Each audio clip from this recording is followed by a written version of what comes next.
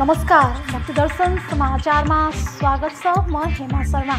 आज मिति 2079 साल असार महीनाको 28 गते मंगलबार नलनाम संवत्सर सूर्य उत्तरायण ग्रीष्म ऋतु आषाढ शुक्ल पक्षको त्रयोदशी तिथि 5 बजेर 19 मिनटसम्म उपरान्त चतुर्दशी तिथि चन्द्रमा वृश्चिक राशिमा इस्वी सम्वत 2022 जुलाई महीनाको 12 तारिक शक सम्वत 1944 र नेपाल सम्वत 1142 आज सूर्य बिहान 5 बजेर 16 मिनटमा र सूर्यास्त 7 बजेर 1 मिनटमा। सर्वप्रथम अहिले सम्मका प्रमुख समाचार।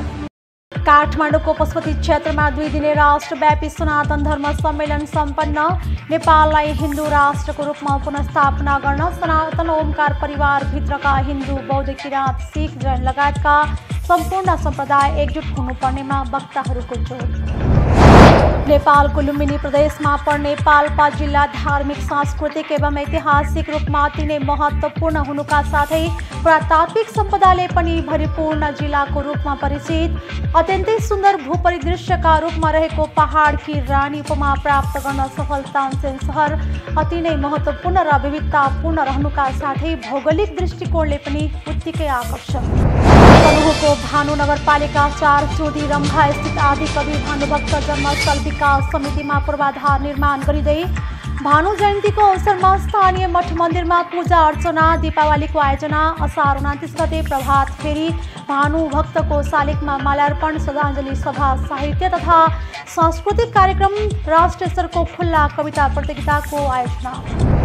सरकारले हरेक वर्ष कृषकका लागि भनेर विभिन्न कार्यक्रमहरू घोषणा गर्ने गरे पनि किसानहरूको वर्षौंदेखिको समस्या भने जस्ताको त्यस्तै हरेक वर्ष विभिन्न किसिमका बाली लगाउने समयमा किसानहरूलाई मलभावको समस्या झेल्न बाध्य।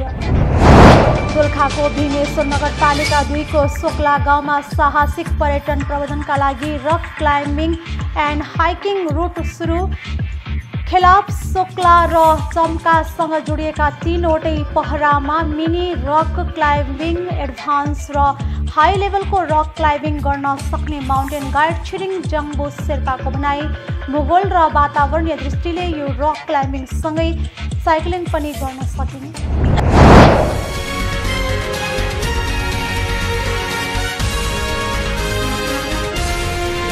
अब समाचार विस्तारमा। काठमाडौँको पशुपति क्षेत्रमा 2 दिने राष्ट्रव्यापी सनातन धर्म सम्मेलन सम्पन्न भएको छ। राष्ट्रिय सनातन धर्म संस्कृति महासंघद्वारा आयोजित सो सम्मेलनको पूर्व उप प्रधानमन्त्री एवं राष्ट्रिय प्रजातन्त्र पार्टी नेपालका अध्यक्ष कमल थापाले उद्घाटन गर्नु भएको थियो। उद्घाटन कार्यक्रममा बोल्नुहुँदै अध्यक्ष थापाले नेपालको गुमेको हिन्दू राष्ट्रको पहिचान छिटै पुनः स्थापित हुने विश्वास व्यक्त गर्नुभएको हो। उहाँले वैदिक शक्तिको बलमा जबरजस्ती धर्मनिरपेक्षता घोषणा गरिएको बताउँदै नेपाललाई हिन्दू राष्ट्रको रूपमा पुनर्स्थापना गर्न सनातन ओमकार परिवारभित्रका हिन्दू, बौद्ध, किराँत, सिख, जैन लगायतका सम्पूर्ण सम्प्रदाय एकजुट हुनुपर्नेमा जोड दिनु भएको छ। कार्यक्रममा नेपाल प्रज्ञा प्रतिष्ठानका उपकुलपति डाक्टर जगमान गुरुङले नेपालको वैदिक सनातन सभ्यताको बारेमा प्रकाश पार्नु भएको थियो। त्यसैगरी कार्यक्रममा सम्मानित विशिष्ट अतिथि 1008 स्वामी अमृतानन्द गिरीले नेपाल वैदिक सनातनीको मुख्य स्थल भएको चर्चा गर्नुहुँदै सबै जागरुक हुनुपर्ने बताउनु भएको छ। वेङ्कटेश्वर मन्दिरका पीठाधीश पद्मधराचार्य, लोकेश्वर आश्रमका पीठाधीश दीनदयाल महाराज, किराँत धर्मगुरु मुन्धुमविद डाक्टर चन्द्रकुमार शर्मा, सिख समुदायका अगुवा ज्ञानी गुरु बक्स सिंह, सनातन धर्म संस्कृति महासङ्घका अध्यक्ष आचार्य सुजन अधिकारी लगायतले आफ्नो धारणा राख्नु भएको थियो। कार्यक्रममा प्रतिनिधिका रूपमा करिब 60 जिल्लाका धार्मिक अगुवाहरूको सहभागिता रहेको थियो। नेपालको लुम्बिनी प्रदेशमा पर्ने पाल्पा जिल्ला धार्मिक, सांस्कृतिक एवं ऐतिहासिक रूपमा अति नै महत्त्वपूर्ण हुनुका साथै पुरातात्विक सम्पदाले पनि भरिपूर्ण रहेको छ। अत्यन्तै सुन्दर भूपरिदृश्यका रूपमा रहेको तानसेन सहरलाई पहाडकी रानी भनेर पनि चिनिन्छ।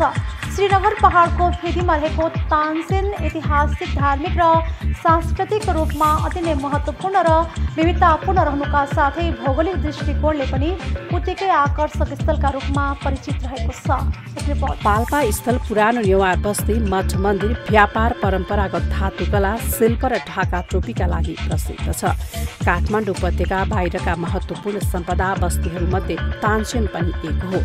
योगी नरहरिनाथका अनुसार पल्लव शब्दबाट पाल्पा हो। अर्को मत अनुसार पालु नामक गणेशले पालन गरेको क्षेत्रभाग हुनाले यसको नाम पालुपाल, पाल्पा र पाल्पा बन्न गएको भनिएको छ। भोटे बर्मेली भाषा परिवारमा वासस्थान वा घरको अर्थमा पाल्पा शब्द प्रयोग हुने गरेको र सोही शब्द पाल्पा बन्न गएको अनुमान गरिएको छ।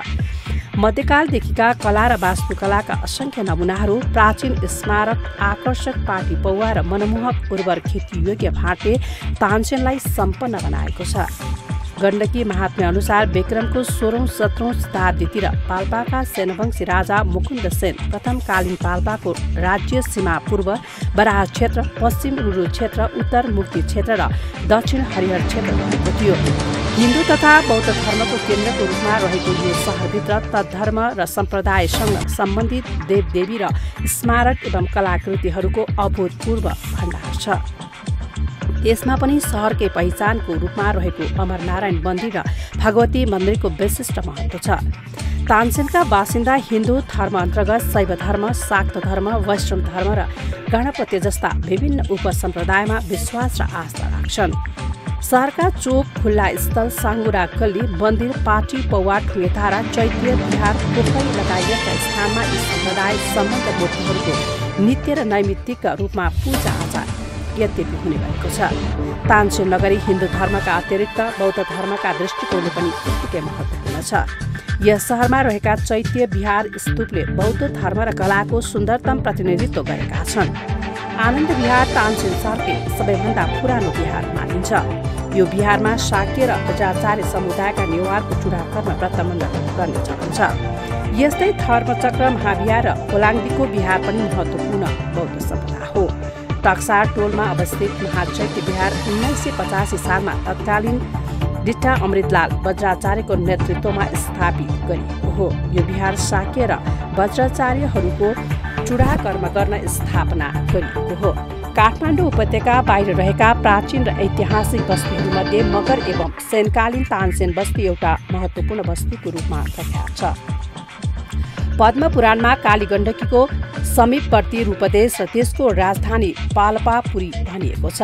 परम्परागत नेवारी बस्तीको रूपमा विकसित पाल्पा नगरले छुट्टै ऐतिहासिक, सांस्कृतिक, धार्मिक, वास्तुकला एवं पुरातात्विक महत्त्व र गरिमा बोकेको छ।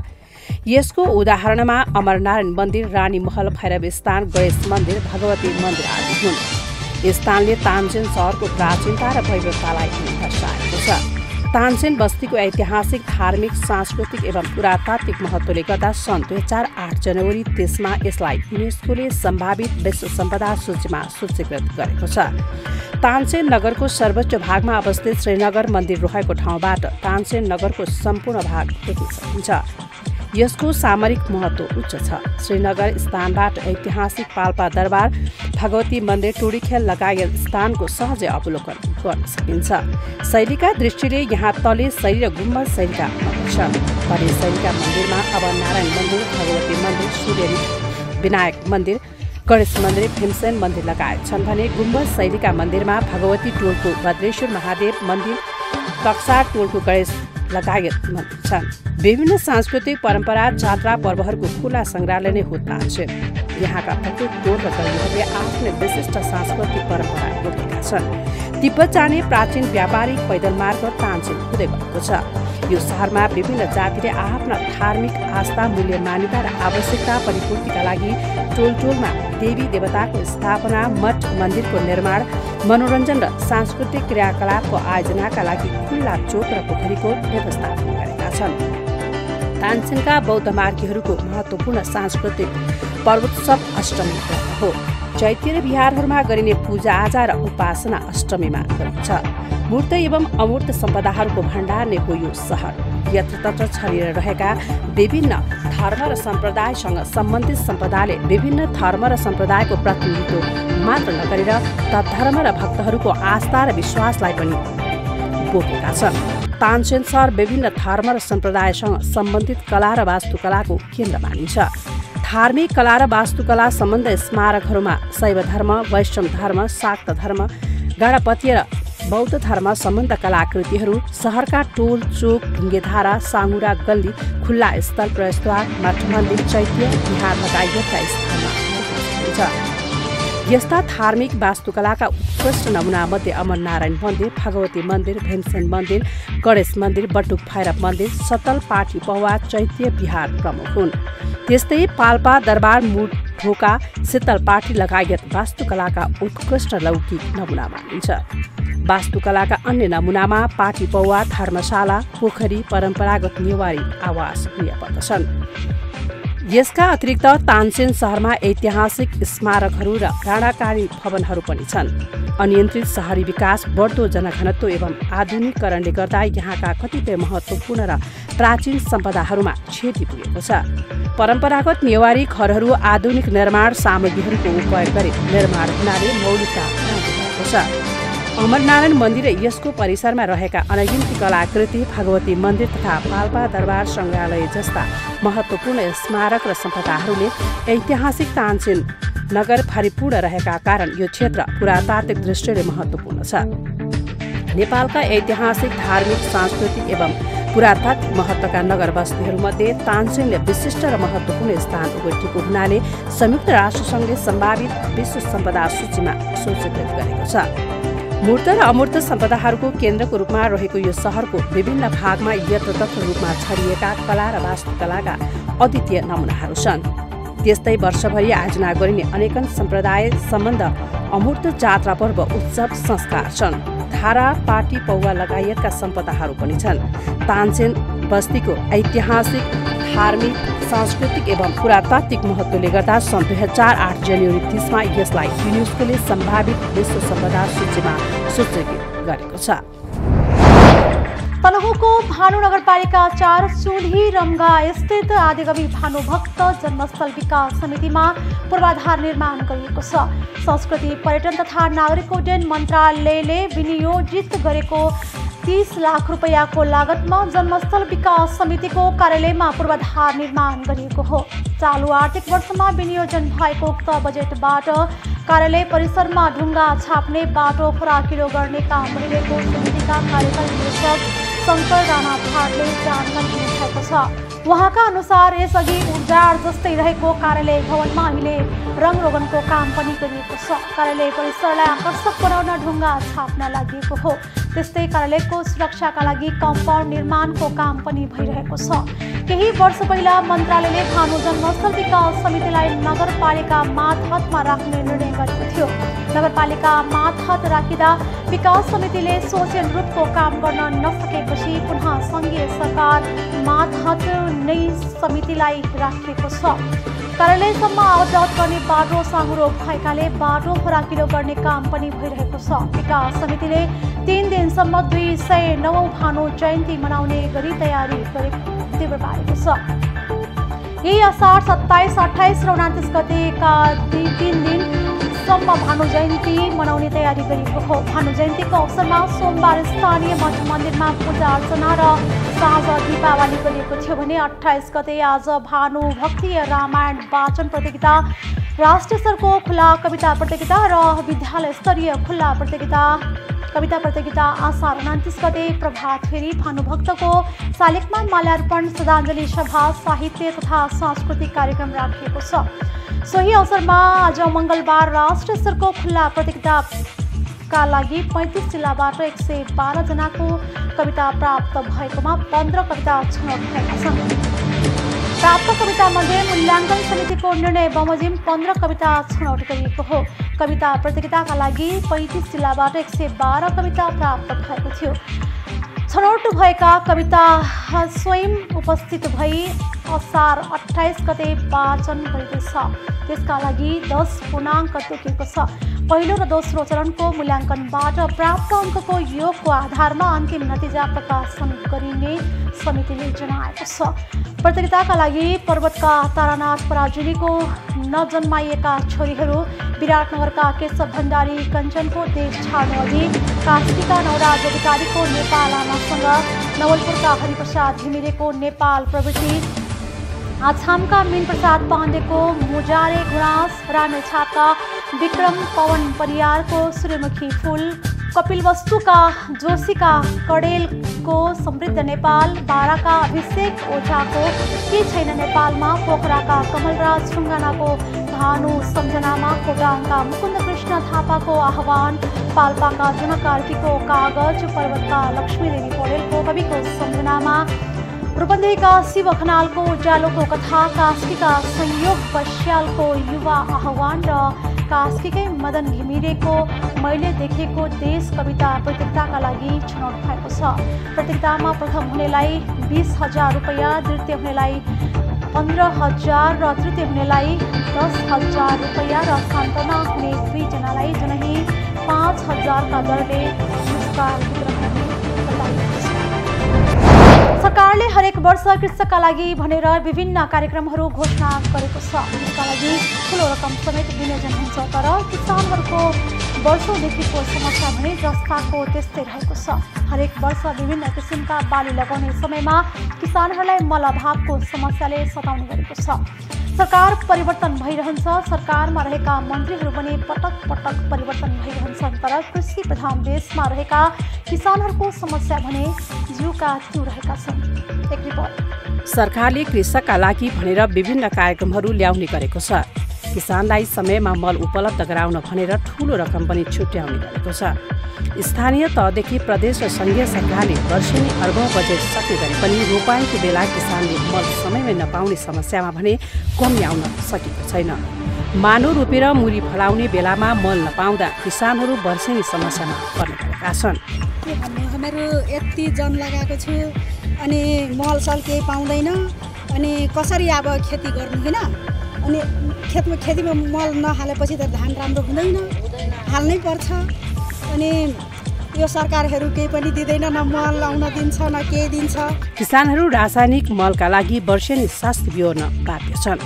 समयमा मल लगाएर उत्पादन बढाउने उद्देश्यका साथ धान रोप्न थालेका किसानहरू समयमा मल र बिउ नपाउँदा लागत समेत नउठ्ने चिन्तामा रहेका छन्। पटक पटक सम्बन्धित निकायलाई मलको लागि आग्रह गर्दा पनि मल पाउन नसकेको उनीहरूको गुनासो छ। मल म कताबाट ल्याउनु, मल पाउँदैन, अनि जान्छ उता भन्छ अहिले आएको छैन, भोलि आउँछ पर्सि आउँछ। हामीहरू त्यतिकै खेती गर्नु। हामी नगरपालिकाको 3 बिघा यहाँ छ, नेत्र भतिजलाई आचार्य त्यसको गरिराखेको छु। आफ्नो छ 10 कट्ठा, अनि के गर्नु, त्यतिकै मान्छे राख्नु, अध्यापना गर्दैछु हामीलाई पर्दैन। आज पनि सजामा भनेको मल आएको छ कि छैन त, इन्डियन छ 2100 बोरा पर्छ, ल डिएपी छैन यता नेपालको भन्छ। अब हामीहरू के गर्नु? किसानहरूलाई समयमै रासायनिक मल उपलब्ध गराउन स्थानीय सरकार लागि परे पनि कृषि सामग्री केन्द्र र साल ट्रेनिङ कर्पोरेसनले आवश्यकता अनुसार मल उपलब्ध गराउन नसकेको इटहरी उपमहानगरपालिकाका कृषि शाखाले जनाएको छ। नगरपालिकाहरूले सहकारी तथा कृषि सम्बन्धी काम गर्ने सङ्घ संस्थालाई जिम्मेवारी दिए पनि मल लिन जाँदा उक्त सङ्घ संस्थालाई सरकारले नै समयमा रासायनिक मल उपलब्ध गराउन नसक्दा सिफारिस लिएर गएका विक्रेताहरूले समेत मल पाउन नसकेको कार्यालयले जनाएको छ। यहाँ पनि अभावै छ, सिंचाइमा पनि त्यो मलको अभावै छ, पर्याप्त मात्रामा किसानहरूले पाउनु भएको छैन। अब यहाँ पनि हाम्रो यो के अरे साल ट्रेडिङ र कृषि सामग्री कम्पनीले चाहिँ यो मलको युरिया डिएपी पोटासको उपलब्ध गराउनुहुन्छ। हामीले चाहिँ यो गत 2 वर्ष अगाडि नै स्थानीय त्यो रासायनिक मल व्यवस्थापन समिति चाहिँ उपनियोजकको संयोजनमा बसिरहेको हुँदाखेरि त्यतिखेर हामीले रासायनिक मलको चाहिँ सिफारिस नियुक्ति पत्रका लागि जसले बिक्री गर्नुहुन्छ उहाँहरूलाई नियुक्तिका लागि भनेर हामीले सूचना आह्वान गरेका थियौँ, जसमा हाम्रो चाहिँ 5वटा सहकारीहरू पर्नुभएको थियो। त्यो नियुक्ति लिनलाई निवेदन हाल्नु भएको थियो। अहिले पनि हामीले चाहिँ त्यो 5वटामा मात्रै सीमित भयो। यसलाई चाहिँ अलिक क्षेत्रको हिसाबले पनि अरू बढाउनुपर्छ होला। त्यो योपालि चाहिँ हामीले 2वटा अरू थप सहकारीहरूलाई पनि नियुक्तिका लागि चाहिँ सिफारिस गऱ्यौँ, तर पर्याप्त मात्रामा मलै आइदिँदैन। किसानलाई चाहिँ अब सही समयमा उपलब्ध गर्न सक्नु भएको छैन। अहिले अब धान खेतीको धान लगाउने एकदमै समय भएको छ, युरियाहरू पाइरहेको छैन। अब डिएपी चाहिँ कृषि सामग्रीले पनि दिनुभएको थियो र यो साल ट्रेडिङले पनि दिनुभएको थियो। हामीले 133 बोरा यहाँ भएका सहकारी 6वटालाई हामीले सिफारिस त गऱ्यौँ, त्यतिले पर्याप्त छैन। र युरियाको चाहिँ भर्खरै 15 गतेको साल ट्रेडिङको चिठी हामी कहाँ प्राप्त भएको छ। त्यो अब आज हामीले चाहिँ स्थानीय मल व्यवस्थापन समितिसँग बैठक बसेर कोटा निर्धारण गरेर त्यो अब सहकारीहरूलाई कति दिने भनेर हामीले त्यो निर्णय गरेर अनि सिफारिस पठाउँछौँ। अब मल चाहिँ अहिले अभावै छ, समस्या भइरहेको छ। समयमा मल नपाएका कारण हरेक वर्ष किसानहरू निरुत्साहित हुने गरेका छन्। अपेक्षा अनुसार कृषिजन्य सामग्री उपलब्ध नहुँदा तराईमा पनि खेतीयोग्य जमिन बाँचिरहने गरेको छ। सरकारले किसानलाई आश्वासन मात्र दिनुभन्दा समयमा मल उपलब्ध गराउन आवश्यक छ। भक्तिदर्शन टेलिभिजन एसटीका लागि सुनसरी सहकर्मी विनोद आचार्यको रिपोर्ट। दोलखाको भीमेश्वर नगरपालिका 2 को सोक्ला गाउँमा साहसिक पर्यटन प्रदर्शनका लागि rock climbing and hiking route सुरु गरिएको छ। आन्तरिक तथा बाह्य पर्यटन भित्राएर आर्थिक समृद्धि र विकासको सम्भावना भएको सोक्लामा रक क्लाइम्बिङ एन्ड हाइकिङ सुरु गरिएको बताइएको छ। सोक्ला पर्यटन विकास समाजले यस क्षेत्रको प्रवर्धनका लागि गुरु योजना सहित उक्त क्षेत्रमा साहसिक पर्यटकीय गतिविधि सुरु गरेको हो। खेलाप सोक्ला र चक्पासँग जोडिएका 3वटै पहरामा मिनी रक क्लाइम्बिङ एडभान्स र हाई लेभलको रक क्लाइम्बिङ गर्न सक्ने माउन्टेन गाइड छिरिङ जाङ्बु शेर्पाको भनाइरहेको छ। भूगोल र वातावरणीय दृष्टिले यो रक क्लाइम्बिङ सँगै साइक्लिङ पनि गर्न सकिन्छ। स्वदेशी भन्दा पनि विदेशीहरूका लागि यो उत्तम गन्तव्य हो। माउन्टेन गाइड शेर्पाले अन्डरग्राउन्ड एडभेन्चर टुरिज्मका लागि यो ठाउँ छनौटमा रहेको बताउनु भएको छ। यहाँ 5वटा रुट बनाएर रक क्लाइम्बिङ गर्न सकिने उहाँको भनाइ छ। गुमडाँडाको डिलबाट पुनः प्याराग्लाइडिङ गरेर तामाकोसी किनारमा ल्यान्डिङ गर्नका लागि बेस क्याम्प बनाउने बताइएको छ। सेक्ला खेलाप क्षेत्रमा एग्रो टुरिज्मसँगै जिप लाइन र बम्जी जम्प निर्माण गरेर विदेशी पाहुना भित्र्याउन सक्ने शेर्पाको भनाइ छ। भीमेश्वर नगरका विपद व्यवस्थापन टिमले सोक्लामा रक क्लाइम्बिङ परीक्षण गरेको छ। गाइड तथा प्रशिक्षक थिर बहादुर खड्का र शिव खड्काको टिमबाट सफल रूपमा रक क्लाइम्बिङ परीक्षण गरिसकेको बताइएको छ। प्रशिक्षक थिर बहादुर खड्काले सोक्लामा रक क्लाइम्बिङका लागि सबैको रोजाइको गन्तव्य हुने बताउनु भएको छ। फ्रान्सका नागरिकहरूले समेत सोक्ला गाउँको रक क्लाइम्बिङ क्षेत्रको भ्रमण गरेका छन्। नेपालमा सामाजिक कार्य गर्दै आएका 15 जनाको टिमले यस क्षेत्रको प्रबन्धनका लागि सहयोग गर्ने आश्वासन दिएका छन्। वडा नम्बर 2 का वडाध्यक्ष स्टालिन श्रेष्ठले फ्रेन्च नागरिकहरूलाई दोलखा बजारमा गरिएको स्वागतपछि दोलखाबाट फ्रेन्च नागरिकहरूले सोक्ला रक क्लाइम्बिङ एन्ड हाइकिङ 2079 सुरु गरेका थिए। अहिले हामी भक्तिदर्शन समाचारको अन्त्यमा आइसकेका छौँ। जाँदै प्रमुख समाचार काठमाडौँको पशुपति क्षेत्रमा 2 दिने राष्ट्रव्यापी सनातन धर्म सम्मेलन सम्पन्न। नेपाललाई हिन्दू राष्ट्रको रूपमा पुनर्स्थापना गर्न सनातन ओमकार परिवारभित्रका हिन्दू, बौद्ध, किराँत, सिख, जैन लगायतका सम्पूर्ण सम्प्रदाय एकजुट हुनुपर्नेमा वक्ताहरूको जोड। नेपालको लुम्बिनी प्रदेशमा पर्ने पाल्पा जिल्ला धार्मिक, सांस्कृतिक एवं ऐतिहासिक रूपमा अति नै महत्त्वपूर्ण हुनुका साथै पुरातात्विक सम्पदाले पनि भरिपूर्ण जिल्लाको रूपमा परिचित अत्यन्तै सुन्दर भूपरिदृश्यका रूपमा रहेको पहाडकी रानी उपमा प्राप्त गर्न सफल तानसेन सहर अति नै महत्त्वपूर्ण र विविधतापूर्ण रहनुका साथै भौगोलिक दृष्टिकोणले पनि उत्तिकै आकर्षक। तनहुँको भानु नगरपालिका 4 चोदी रम्भा स्थित आदिकवि भानुभक्त जन्मस्थल विकास समितिमा पूर्वाधार निर्माण गरिँदै भानु जयन्तीको अवसरमा स्थानीय मठ मन्दिरमा पूजा अर्चना, दीपावलीको आयोजना, असार 29 गते प्रभात फेरी, भानुभक्तको शालिगमा माल्यार्पण, श्रद्धाञ्जली सभा, साहित्य तथा सांस्कृतिक कार्यक्रम, राष्ट्रिय स्तरको खुल्ला कविता प्रतियोगिताको आयोजना। सरकारले हरेक वर्ष कृषकका लागि भनेर विभिन्न कार्यक्रमहरू घोषणा गर्ने गरे पनि किसानहरूको वर्षौंदेखिको समस्या भने जस्ताको त्यस्तै हरेक वर्ष विभिन्न किसिमका बाली लगाउने समयमा किसानहरूलाई मलभावको समस्या झेल्न बाध्य। दोलखाको भीमेश्वर नगरपालिका 2 को सोक्ला गाउँमा साहसिक पर्यटन प्रबन्धनका लागि rock climbing and hiking route सुरु। खेलाप, सोक्ला र चम्कासँग जोडिएका 3वटै पहरामा मिनी रक क्लाइम्बिङ, एडभान्स र हाई लेभलको रक क्लाइम्बिङ गर्न सक्ने माउन्टेन गाइड छिरिङ जङ्बो शेर्पाको भनाई भूगोल र वातावरणीय दृष्टिले यो रक क्लाइम्बिङ सँगै साइक्लिङ पनि गर्न सकिने। अहिलेको लागि भक्तदर्शन समाचार यति नै। सामाजिक सञ्जाल मार्फत हामीसँग जोडिनका लागि फेसबुक तथा ट्विटरमा लाइक तथा फलो गर्न सक्नुहुनेछ भने युट्युब मार्फत हामीलाई प्रत्यक्ष हेर्न सक्नुहुनेछ। त्यस्तै कुनै सल्लाह सुझाव तथा प्रतिक्रिया भएमा भक्तदर्शन@mountaintv.com हामीलाई पत्राचार गर्न सक्नुहुनेछ। धर्म, संस्कृति र संस्कारको